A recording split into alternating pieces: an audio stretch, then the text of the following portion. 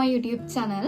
ඔන්න අද වීඩියෝ එක නම් ගොඩක්ම වැදගත් වෙන්නේ මේ පාර A level exam එක ලියන නංගිලා මලිලාට මම අද කතා කරන්නේ A level exam එකට කලින් වගේම A level exam එකේදී අපි අනුගමනය කරන්න ඕනි වැදගත් කරුණු ටිකක් ගැන. එහෙනම් වැඩි කතා නැතුව අපි බලමු මේ කරුණු මොනවද කියලා. මුලින්ම කියන්න ඕනි වැදගත්ම දේ තමයි එක්සෑම් එකට විනාඩි 20ක්වත් තියලා ඔයාලා එක්සෑම් හෝල් එකට යන්න. එක්සෑම් හෝල් එකට ගිහිල්ලා ඔයාලට අදාළ විභාග අංකේ තියෙන ඩෙස් එකයි පුටුවයි හොයාගන්න. මොකද සබ්ජෙක්ට් එකකින් සබ්ජෙක්ට් එකට ඔයාලට තියෙන ඩෙස් එකයි පුටුවයි තියෙන තැන මාරු වෙනවා දවසින් දවස. ඒක නිසා හැම දවසකම විනාඩි 20කටවත් කලින් ගිහිල්ලා එක්සෑම් හෝල් එකේ ඔයාට අදාළ ඩෙස් එකයි පුටුවයි හොයාගන්න. ඔයාලා අනිවාර්යයෙන්ම නැෂනල් ID එකයි ඇඩ්මිෂන් එකයි අරගෙන යන්න. එක්සෑම් එකට ෆේස් කරන්න නම් මේ දෙක අනිවාර්යයි.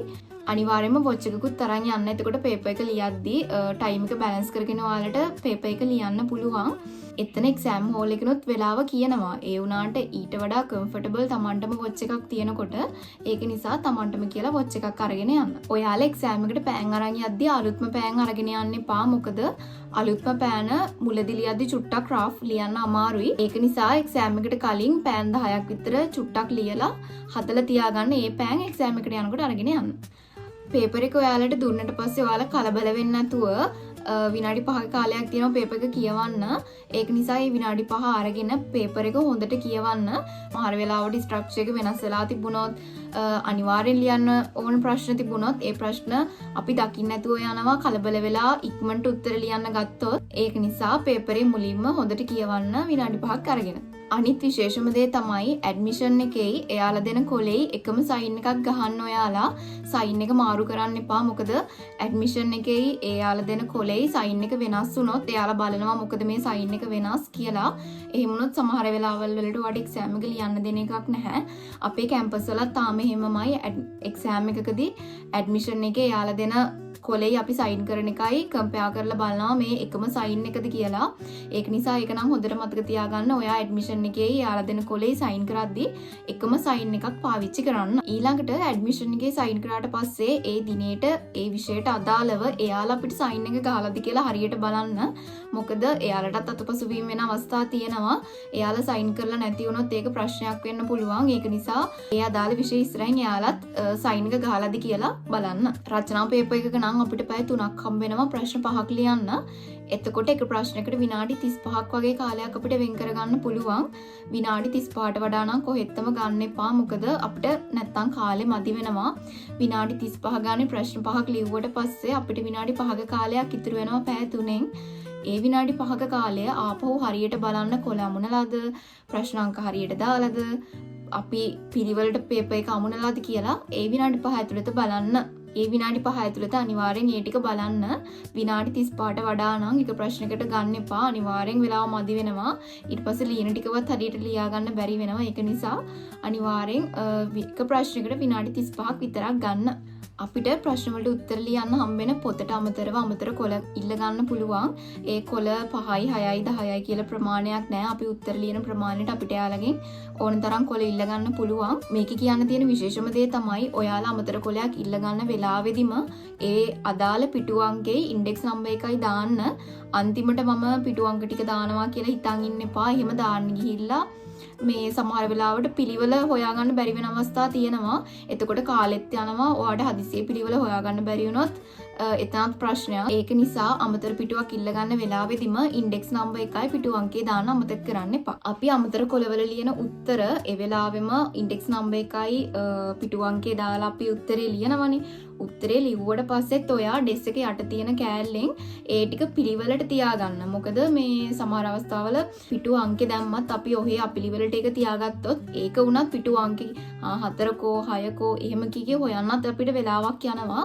ඒක නිසා මේ වෙලාව අපිට ඉතුරු කරගන්න පුළුවන්. අපි අමතරව ලියන පිටු ටික පිළිවෙලට තියාගන්න අංක ටිකක් දාලා පිටු ටිකත් පිළිවෙලට ඩෙස් එකේ යට කොටසින් තියාගන්න. අනිවාර්යෙන් ඒකට බරක් තියාගන්න. සමහර වෙලාවල් වලට හුළඟ ඇවිල්ලා හුළඟට යනවා. එතකොට එක්සෑම් හෝල් එකේ හැමතැනම උත්තර මේ කොළ ටික. එතකොට ඒ වැහිඳලා ඒවා ආයි තියාගෙන එතනත් වෙන කාලයක් යනවා සමහර වෙලාවල් වලදී. ඒක නිසා ඒව ගැනත් අවධානය යොමු කරන්න. තව වැදගත් දෙයක් තමයි පේපර් එක ගත්තට පස්සේ අපි ලියන ප්‍රශ්න පහ මොකක්ද කියලා අපි මුලින්ම තෝරගෙන ඉන්න ඕනි. පේපර් එක හම්බුණාට පස්සේ අම්මට සිට පළවෙනි ප්‍රශ්නේ ලේසි කියලා මුල් ප්‍රශ්නේ මුලින්ම ලියන්න යන්න එපා. ප්‍රශ්න පහ හොඳට කියවලා ඔයාට ලියන්න පුළුවන් ප්‍රශ්න පහ හොඳට තෝරගෙන ඉන්න ඉස්සෙල්ලා ඊට පස්සේ තමයි ලියන්න ගන්න ඕනි. මේ ඒ ලියනකොටත් පළවෙනි ප්‍රශ්නේ මුලින්ම දෙවෙනි ප්‍රශ්නේ ඊළඟට එහෙම එකක් නැහැ. ඔයාට ලේසි ප්‍රශ්න ටික මුලින් ලියලා ඊට පස්සේ අමාරු වෙන ප්‍රශ්න ටික අන්තිමට ලියන්න පුළුවන්. ඇයි එහෙම ලියනවා නම් ප්‍රශ්න අංකේ දාන්න අමතක කරන්න එපා. හරියට ප්‍රශ්න අංකේ බලලා ප්‍රශ්න අංකේ දාන්න ඕනි. පේපර් එකට උත්තර ලියද්දි මම කලින් කිව්වා වගේ ලේසි ප්‍රශ්න මුලින් ලියන්න පුළුවන්. හැබැයි ප්‍රශ්න අංකේ වරද්දන්න නැතුව දාන එක ඔයාගේ වගකීමක්. හදිසිය ප්‍රශ්න අංකේ වරද්දලා දාලා තිබුණොත් මුළු ප්‍රශ්නෙටම ලකුණු නැතුව යනවා. ඒක නිසා ලේසි ප්‍රශ්න මුලින් ලියනවා නම් මතක ඇතුව ප්‍රශ්න අංක හරියට දාන්න. MCQ පේපර් එකේ නම් ඔයාලා දන්නේ නැති ප්‍රශ්නයක් තියෙනවා නම් ඒ ප්‍රශ්නේ ගොඩක් වෙලා එල්ලිලා ඉන්න එපා. මොකද කාලය නැහැ අපිට. ඒක නිසා අමාරු ප්‍රශ්නයක් තියෙනවා නම් ඒ ප්‍රශ්නේ ස්කිප් කරලා ඊළඟ ප්‍රශ්නෙට යන්න. ඊට පස්සේ අන්තිමට ප්‍රශ්න ටික කරගෙන ගිහිල්ලා අන්තිමට ආපහු බලද්දී ඔයා අත්හැරපු ප්‍රශ්න ටික ආපහු චුට්ටක් බලන්න, මතක් කරලා බලන්න. මේ ප්‍රශ්නේ කොහොමද, මොකද්ද මේකට එන්න ඕනි කියලා කල්පනා කරලා බලන්න.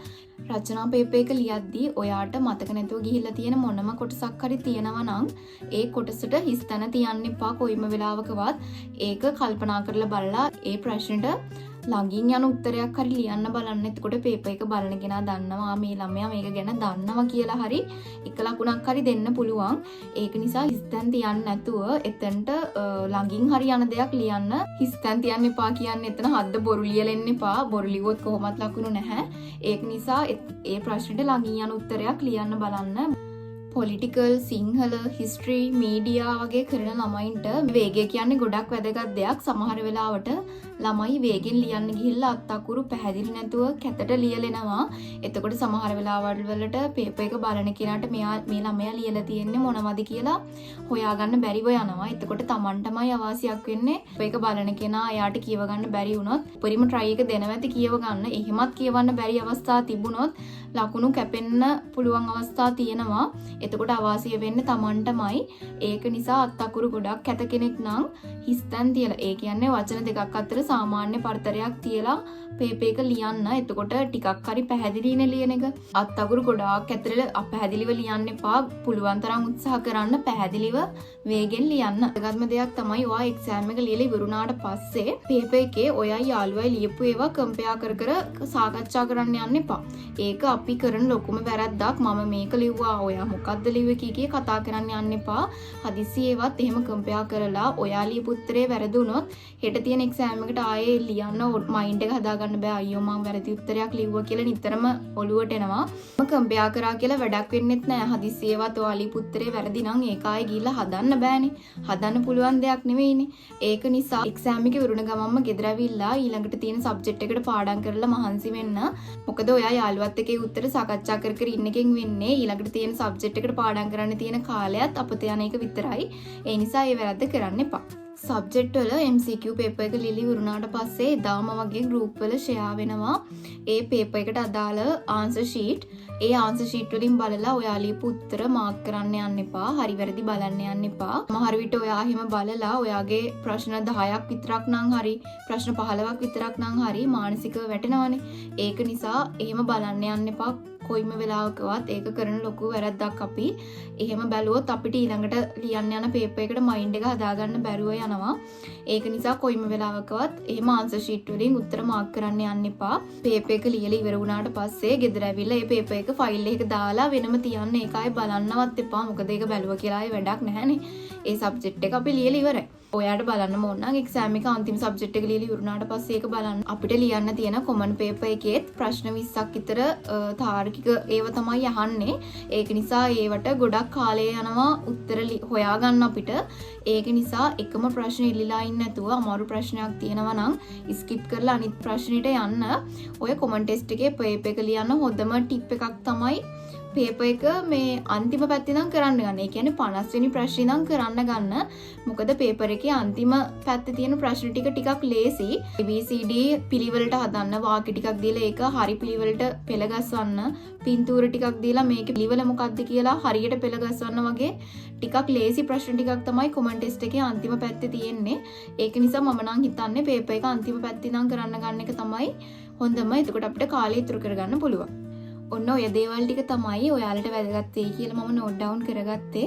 ඔය මොන දේ පිළිපැද්දත් වැඩක් නැහැ. ඔයාලා එක්සෑම් එකට ලියන උත්තර හරියට පාඩම් කරලා ලිව්වේ නැති වුණොත් ඒ නිසා ලෙවල් එක්සෑම් එකට තව චුට්ටි කාලයයි තියෙන්නේ. ඒ තියෙන කාලේ හරි ඔයා හොඳට එක්සෑම් එකට පාඩම් කරලා මහන්සි වෙලා එක්සෑම් එකට ෆේස් කරන්න.